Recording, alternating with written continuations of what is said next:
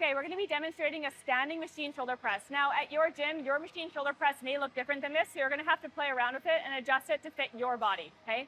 Now, with this machine, you can see here when Jake stands up to the machine, this is way too tall. We actually want to have the handle in line with his shoulder. So what we're going to do is lower both sides of this.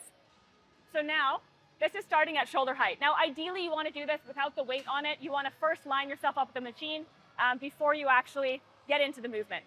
So from this position, when Jake pushes this up, you want to play with the machine a little bit. You can see that the path of resistance here is actually going forwards, not just straight up. So we actually want to match our body up with that path of resistance. So what Jake's going to do is step his feet back behind him a little bit, so he's slightly leaning forward and matching that resistance profile of the actual machine, okay? Now, a couple of things to take into consideration. We want to make sure that the elbows aren't flaring back behind us. That's going to force the shoulder into internal rotation. It's going to be very uncomfortable for your shoulder joint. So drive those elbows forward so that the elbow stays underneath the wrist as he's pressing up, okay? Another thing that we want to make sure of is that we're not actually elevating the scapula as we're coming up.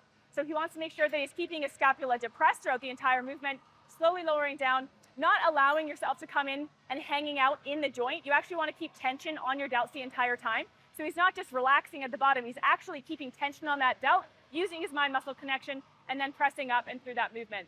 Also making sure his core is engaged, and then he's not coming into hyperextension with the spine, because what you're going to be doing is now putting all of this loading force right into the lower vertebrae, and that could cause, obviously, back injury or pain to your lower back. So making sure that you're keeping a nice neutral spine, even glutes engaged here as well, is a good cue to make sure that you're maintaining that neutral spine. One more clean repetition here for us, Jake. Perfect, and that's going to be your standing machine shoulder press.